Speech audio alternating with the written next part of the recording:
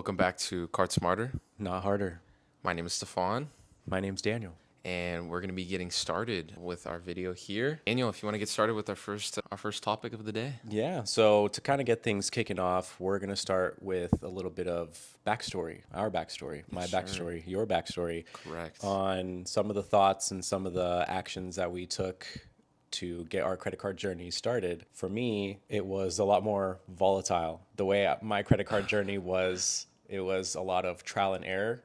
So personally, I didn't really have that kind of mentor to lead me through a lot of my decisions. A lot of the choices that I made with my credit and my credit cards was trial and error. So you would just apply for credit cards and then I would either get them or I wouldn't. And I would sometimes just, you know how you would like request credit limit increases and then you would either get approved or denied. Dang it. Yeah. So it was a lot of that. My journey started pretty much with Bank of America and I applied and got approved for just about all of the starter credit cards there. Sure. Had no idea what I was doing. Didn't know a thing about cashback or miles or points. Had no idea how to redeem anything. All I knew was that I had some credit cards and I used them and abused them in some cases. Use them and abuse them. A lot of it was just discovery, but this was probably about 10 to 15 years ago. So this was back when I was high school going into college. Kind of crazy that it's been that long. Kind of crazy that it's been that long. But yeah, so that's kind of like my journey, at least to start. We can kind of get more into it like in future episodes as far as like specific cards and specific decisions. But yeah, I mean,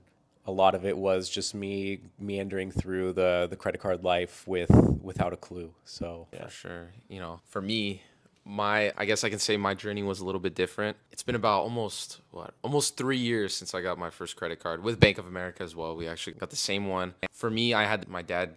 He really just summed it up and just made it simple in a sense of anything you purchase, put it on your credit card. Don't use your debit card anymore. Debit card, it's not going to give you anything back necessarily. Depending on what, I guess, what we're purchasing and stuff like that. In this case, everyday purchases, everything that you typically buy, just put everything on the credit card. Even if it's not giving you those points back, this is just to start building your credit and build up, your reputation with the bank and stuff like that. So you can, increase your credit limits and stuff like that. So for me, I started just putting everything on my credit card and he told me pay everything off in full every single month. And I'm like, bet, I'm going to do that. So every month I paid everything off in full. I still currently do that now just because, you don't want that interest rolling over. I've seen it firsthand at work too. What happened with a customer. I'm not going to go into specifics, but all I saw was like interest coming in for like almost 12 months. I'm like, oh no, that's not good. But yeah, and I guess just working through that. I mean, I'm on my 6th credit card now. Gonna stay there in the meantime. We're comfortable there. Sure. We're comfortable there. But I guess just really just maintaining the habit of paying everything off in full on time, as well as making sure that you don't use your debit card. I think the last time I used my debit card was for Apple Cash because you can't use a credit card for Apple Cash, sadly. So sending money, I'm like, dang it, I got to do it through there. And then one time I went to Costco and I forgot my credit cards and I had to use my debit card there. And I was like, oh, dang it. Because it was the Visa. I was like, Yep. man, but yeah. Yep. So two very distinct journeys through, I think that's a really interesting dynamic that you have one person, myself, who I have learned a lot in the last like 15 years as far as credit cards. But a lot of it probably I've learned within the last like year and a half. And then you, on the other hand, your credit card journey is a lot quicker, but you've had kind of the backing and mentorship of your dad to really help you make those decisions. Yep. And I mean, you've made a lot of those decisions a lot quicker.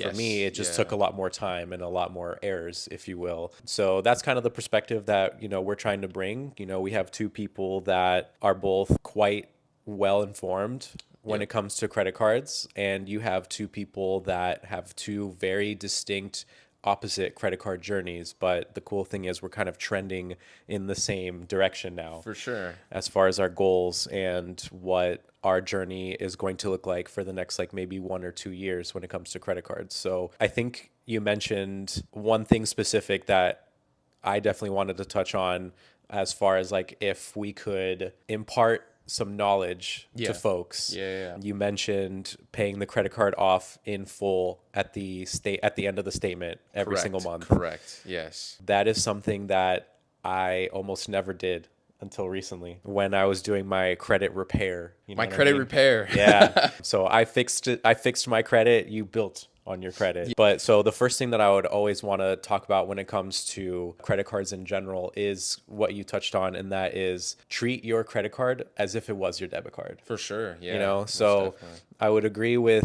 not using a debit card unless the only card that you have. If that's the only card you have, then use it. But if you do have credit cards, if you treat it as if it's a debit card where you only spend the money on your credit card unless you have something in your bank account to either immediately pay it off or at least pay it off in full at the end of every month, I think that's one of the biggest pro tips that I can offer. For sure. Yeah, I definitely want to touch up on that. You know, I always see people making the mistake, and even, you know, kids and young adults like me, where I still see them using their debit card, and it's like, come on, man. And it's like, you know, some tip that my dad always gave me is said, never spend more than what you have, right? You always want to, you know, kind of imagine, listen, I have $1,000 in my bank account right now. I'm not going to spend more than 30% of that on my credit card. I'm not going to use more than 30% of that, just because it's like you don't want to overuse it to get to the point where, you know, you start getting used to using more than what you have, and you start, you know, accumulating these large balances on your credit cards that, you know, over time will take a long time to pay off.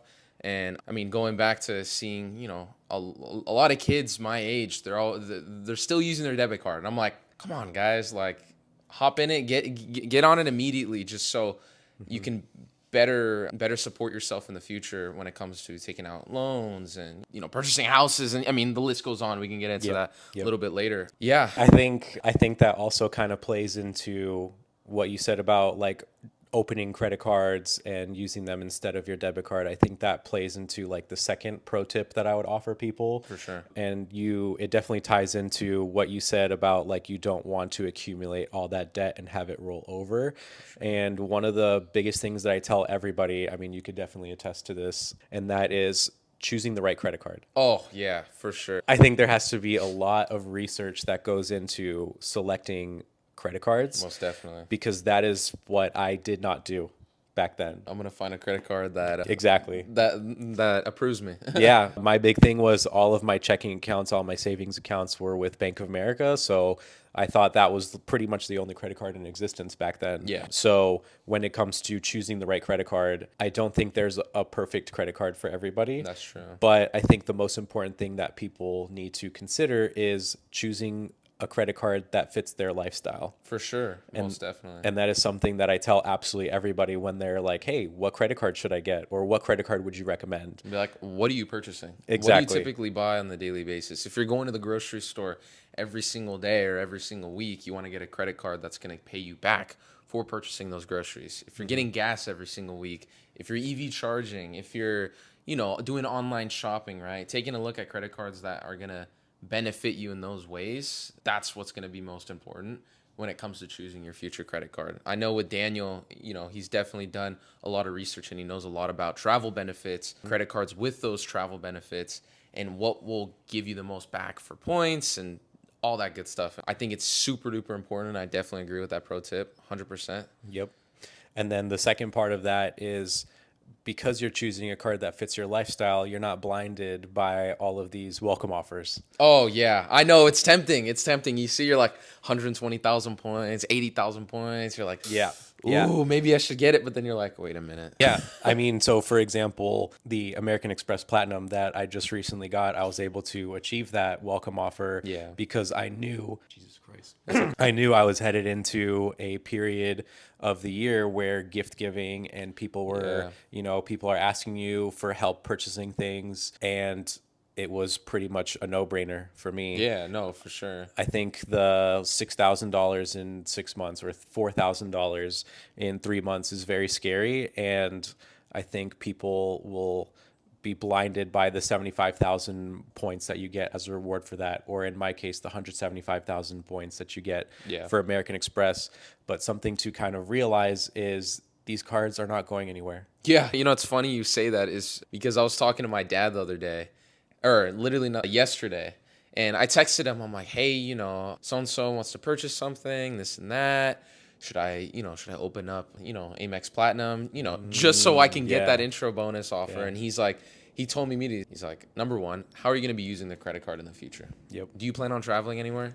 Number two, he's like, those points are going to be there all the time. They'll always come back. Like it's going back, hopefully Amex doesn't increase the annual fee again, because they've been doing that recently. I wouldn't be surprised if Platinum's up to like $1,000 annual fee in like 3-4 years. Hopefully not, but Yeah. I definitely agree with Daniel in a sense of, those points they won't leave. But essentially, like, you had that mentorship and that guidance where we're clearly talked off getting the card Yeah. because that's the right thing to do. Because, the welcome offer is great, but it just doesn't fit your needs because that travel benefit is just not there.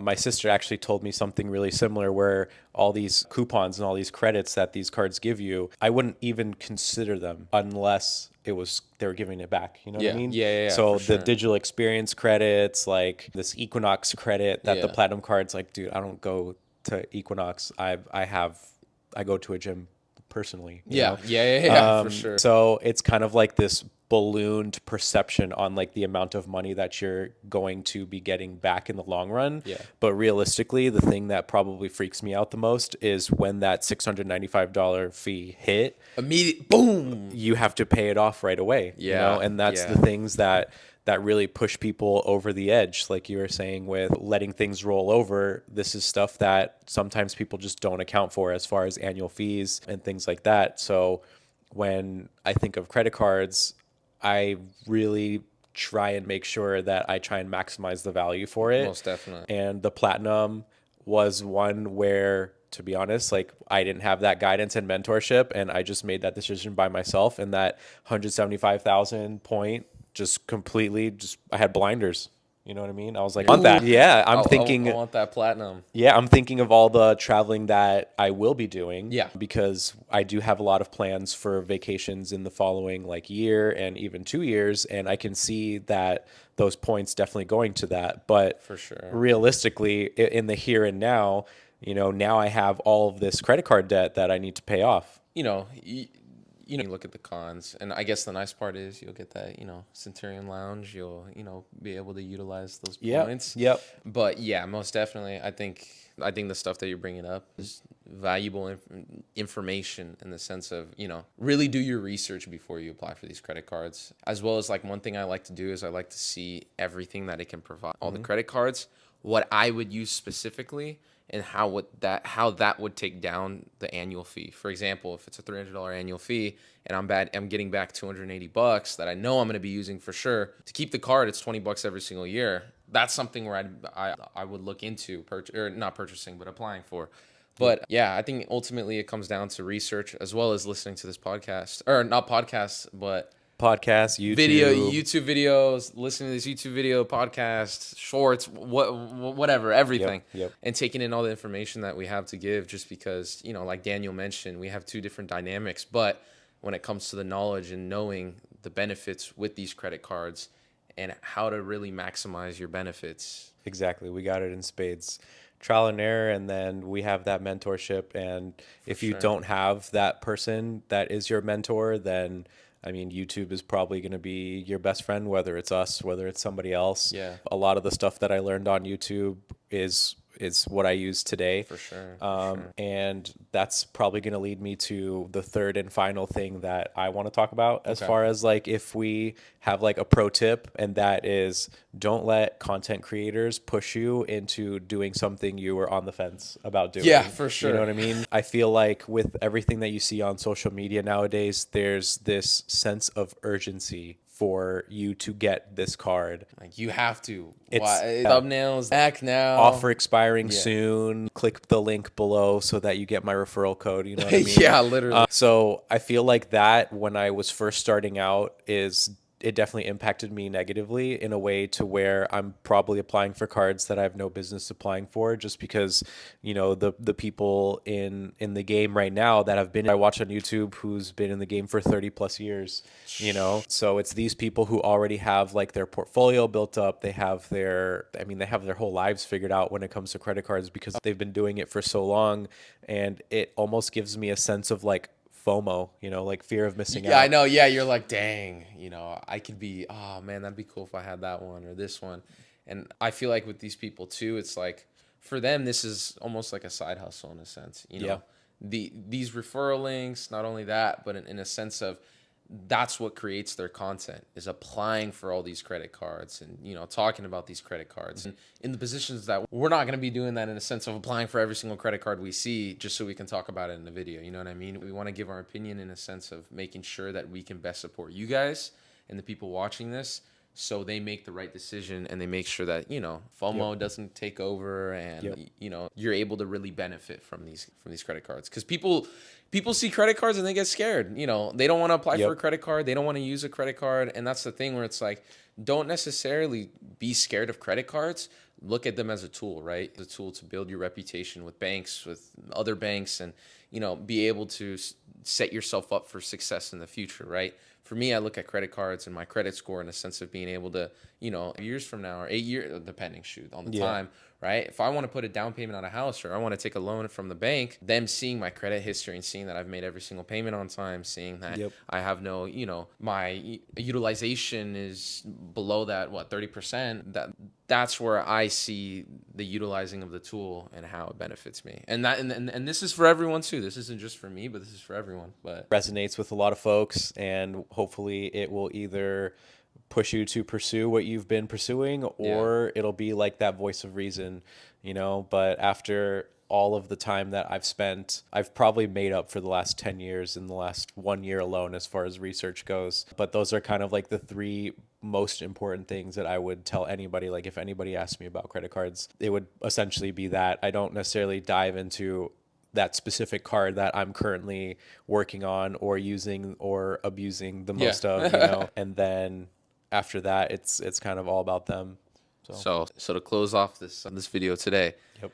Daniel, what are your top three pro tips you can give? So treat your credit card like a debit card. Okay. Right. So only use your credit card if you have money to pay it off either right away or in full at the end of every month. Okay. And then number 2 is to find the card to fit your needs. Yeah. So don't change your lifestyle just because of exactly just because of a credit card, just because you want to hit that, you want to get that bonus offer. Just you kind of gotta don't live a life or try to live a life that you're not in the financial position to be doing. Right? Exactly. Number 2 is to don't change your lifestyle to fit a credit card's needs. You find a credit card to fit your lifestyle needs. So if you shop at Costco, don't get an American Express or it doesn't work at Costco. Right. Learn and it then the hard way. You have to essentially change your entire spending habits to fit this card now that you cannot use it at Costco. Exactly. That's the one. That's like, it's super funny whenever helping out customers and I see, I'm like, oh, Costco. They're like, oh yeah. I'm like, yeah. Why are you buying this phone with your Costco with your card? Costco credit card. Anyways, so those are the 2 words of advice or pro tips that strongly resonate with me. Yeah. As far as tips that I can provide to other folks, and I think we're pretty much on the same page there. Yeah, for sure, most definitely. And really, just don't be afraid of credit cards. But do your research, right? That's the most important thing. Other people can help with research, but you have to do. Your life is not our life. Yep. Our life is not your life. So it's personalized at the end of the day. Yep. Right? It's your world. We're just living in it. Exactly. Yeah. True that. All right. So that'll be it. And then next time we'll probably get a little more specific with, that starting card journey since our card was the same one. So we'll probably be talking a little bit more about that customized cash rewards card from Bank of America. Yes. So stay tuned for that. Yes, sir. And we'll talk about some more stuff as far as, where that led us. So most definitely. cool. Do card smarter. Yeah, it's not harder. Yeah.